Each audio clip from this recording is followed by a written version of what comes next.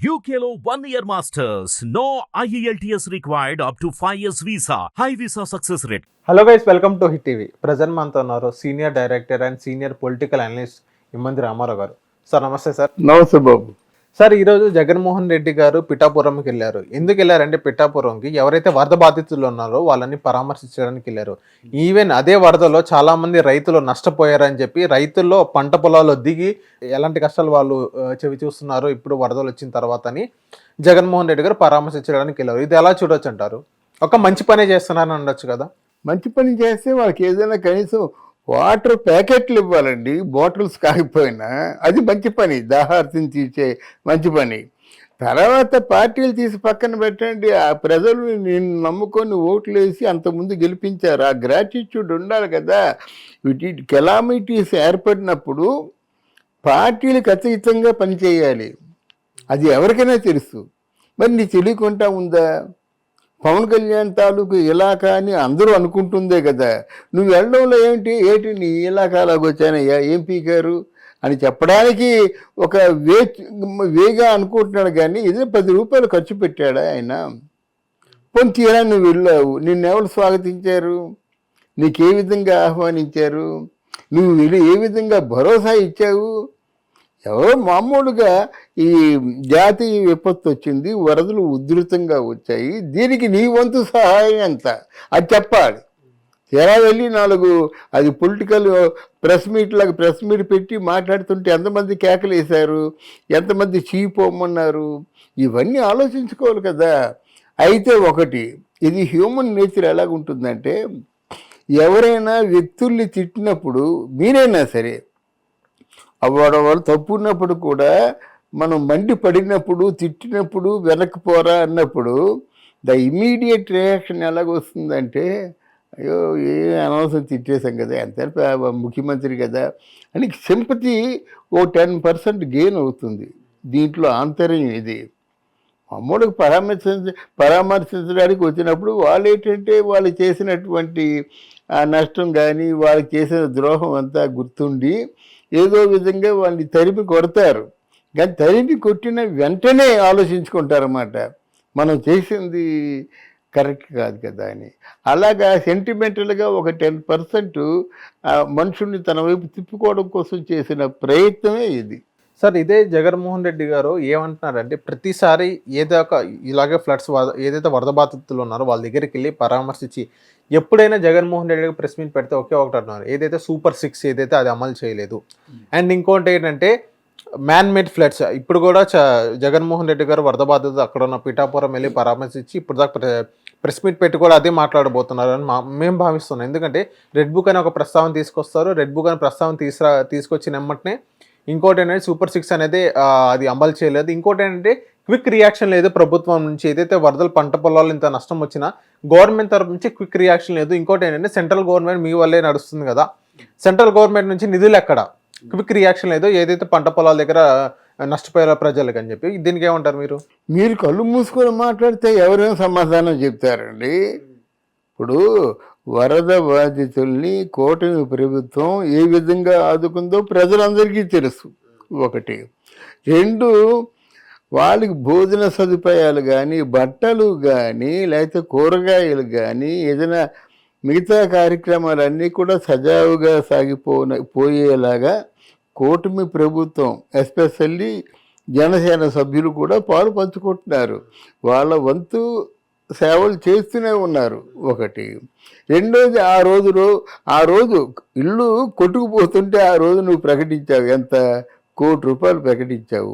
ఈ రోజు వరకు ఇచ్చావా? ప్రకటించి నీ తాలూకు నీ మాట వెనక్కి తీసుకోవడానికి కారణం ఏమిటి?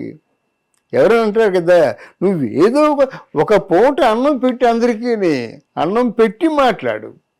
అదేది లేకంటే కేవలం కూటమి ప్రభుత్వాన్ని మందలించడానికో, మసిబూసి మారేడుకాయ చేసినందుకు చేయడానికో ఆయన పూనుకున్నాడు. ఆయన వెనక్కి ఉన్న వాళ్ళు ఇప్పుడు ఉండే ఆ 4 ఉన్నారు. ఆ 4లోంచి 2 వచ్చేస్తున్నారు. ఎందుకు ఇదంతా అంటే మళ్ళీ వచ్చేస్తుందనే ముఖ్యమంత్రి పదవి వచ్చినట్టయితే ఎంతోమంది పేకలు తెగిపోతాయి. కనుక మీరు ఊహించినంతగా నెక్స్ట్ జగన్మోహన్ రెడ్డి గారికి ముఖ్యమంత్రి పదవి అన్నది రాదు. అయితే మీరు చెప్పినట్టుగా మరి సూపర్ 6 అన్నారు కదా, ఆ సూపర్ 6ని ఎందుకు అమలు చేయలేదు అన్నారు వాళ్ళు.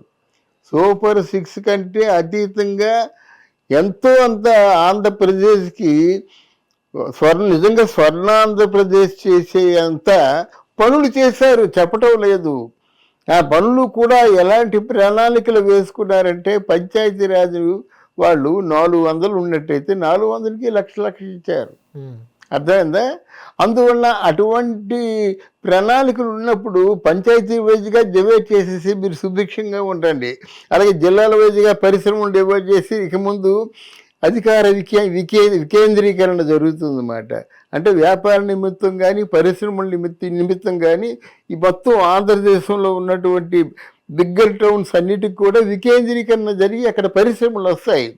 అంతకుముందు చంద్రబాబు నాయుడు చేసిన పొరపాట్లు మళ్ళీ చేయడు. అంతకుముందు మొత్తం తీసుకొచ్చి హైదరాబాద్లో పెట్టాడు. ఇప్పుడు అలా కాకుండా ఉత్తరాంధ్ర శ్రీకాకుళం, విశాఖపట్నం, మళ్ళీ మధ్యలో ఒక పిఠాపురం, కాకినాడ ఏదో పరిశ్రమలు రావాలి. చిన్న కుటీర పరిశ్రమలు లాంటివి, సన్నకారు పరిశ్రమలు లాంటివి ఉన్నాయి, కానీ ఆదిరేజుల పరిశ్రమలు రావాలి. అలాగే రాజమండ్రిని డెవలప్ చేయాలి. విజయవాడ సరే అమరావతి విజయవాడ కలిసిపోతాయి పరిశ్రమలతో. ప్రకాశం గుంటూరు మధ్య పరిశ్రమ డెవలప్ చేస్తాడు. అలాగే రాయలసీమలోనూ కడప, చిత్తూరు, ఇలాగా అధికార వికేంద్రీకరణతో తగినటువంటి పరిశ్రమలు తీసుకొచ్చి ఈ నిరుద్యోగ యువత అందరికి కూడా పరిశ్రమలు కల్పిస్తుంది. తర్వాత సంపదను సృష్టిస్తుంది. ఒక పరిశ్రమ ఎన్ని కోట్లు ట్యాక్స్ కడుతుంది సంవత్సరానికి? ఇదంతా మనం సృష్టించుకున్న సంపదే కదా బాబు. ఇప్పుడు పేటాపురం తీసుకుందాము, పవన్ కళ్యాణ్ ఒక ఇల్లు తీసుకున్నాడు. అలాగే చరణ్ 10 ఎకరాల్లో అపోలో కడుతున్నాడు. ఎంత సంపద సృష్టిస్తుంది, ఎంత ట్యాక్సుల రూపంలో వసూలు అవుతుంది, ఎంత విద్యుత్ రూపంలో వసూలు అవుతుంది, ఎంతమందికి వాళ్ళు ఉద్యోగ అవకాశాలు ఇస్తారు ఆలోచించారు కదా. అందువల్ల ఏదీ లేకుంటే ఎంతసేపు కూటమి ప్రభుత్వం మీద బురద జల్లుతుంటే ఎవరికైనా కడుపు మండదండి. సార్, ఇదే జగన్మోహన్ రెడ్డి గారి అనుకూల మీడియాలో ఏం ప్రచారం వస్తుందంటే, ఇదే పిఠాపురంలో ఎప్పుడైతే వరదలు వచ్చినాయో ఆ వరదల పంట పొలాలు నష్టపోయారో ఆ పంట పొలాలు చూడడానికి కేవలం పవన్ కళ్యాణ్ గారు కూడా అక్కడ రాని పరిస్థితి అని జగన్మోహన్ రెడ్డి గారి అనుకూల మీడియాలో ప్రచారం వస్తుంది. ఇది నిజం అనుకోవచ్చా? నిజం కాదండి. ఇది ఆయన పిఠాపురంలో తిరిగాడు, మోకాళ్ళ లోతులో తిరిగాడు, రైతుల్ని కలిశాడు, మత్స్యకారుల్ని కలిశాడు, చెప్పులు వేసుకొని ఒక సమయంలో చెప్పులు లేకుండా కూడా తిరిగాడు. ఆ చెరాయి మోకాళ్ళ లోతు వరకు బురద అయిపోయింది. దాన్ని అబద్ధాలు చెప్తే ఎలాగవుద్ది? అది తప్పండి. జనసేన సైనికులు కూడా సంపూర్ణంగా సహకరించారు. తెలుగుదేశం అధ్యక్షుడు కూడా 75 సంవత్సరాల వయసు పట్టుకొని 2-3 గంటల నిశరాత్రి 2-3 గంటల వరకు పనిచేస్తూనే ఉన్నాడు. ఆ జిల్లా ఎమ్మెల్యే ఎవరు, మన రామానాయుడు గారు, ఆ పచ్చ చొక్కా వేసుకొని ఆయన నిజంగా బ్రతుకుతాడో పోతాడో తెలియనటువంటి భయంకరమైనటువంటి సేవలు చేశాడనమాట. ఇదే వైసీపీ అనుకూల మీడియా ఏమంటుందంటే, రామానాయుడు గారు అంతకు ముందే వరదలు రాకముందే ఆ పని చేస్తుంటే ఇప్పుడు ఆ పరిస్థితి వచ్చి ఉండేది కాదు కానీ అంటున్నారు కదా. వరదల గురించి ఎవరికి తెలుస్తుందండి? ప్రకృతి బీభత్సం గురించి ఎవరికి తెలియదండి. ఇప్పుడు మనకి ముందు వాతావరణ కేంద్రం ఉందండి, ఇవాళ బోరున్న అంటే భయంకరమైన వర్షం అని చెప్తాడండి, ఎండ పేలిపోద్దండి, వాళ్ళు ఉద్యోగులు తీసేస్తాము మనం. వరదలు ఎవరు చూస్తారు? కాదంటే నువ్వు చేసిన పొరపాటు అంటే బోరవాడ దగ్గర నువ్వు వేయవలసినటువంటి అడ్డుకట్ట అల్పంగా వేశావు.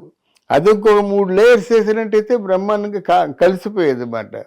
అడ్డుకట్ట వేశావు, అడ్డుకట్ట ఫెయిల్ అయింది, ఈ విధంగా వరదలు వచ్చాయి. రెండోది, నువ్వు చేతులారా ప్రకాశం బ్యారేజీ దగ్గర పిల్లర్స్ని 150 టన్నుల బరువు గల 3 పడవలతో ఒకేసారి గుద్ది ఆ పిల్లల్ని పడగొట్టే ప్రయత్నం చేశావు.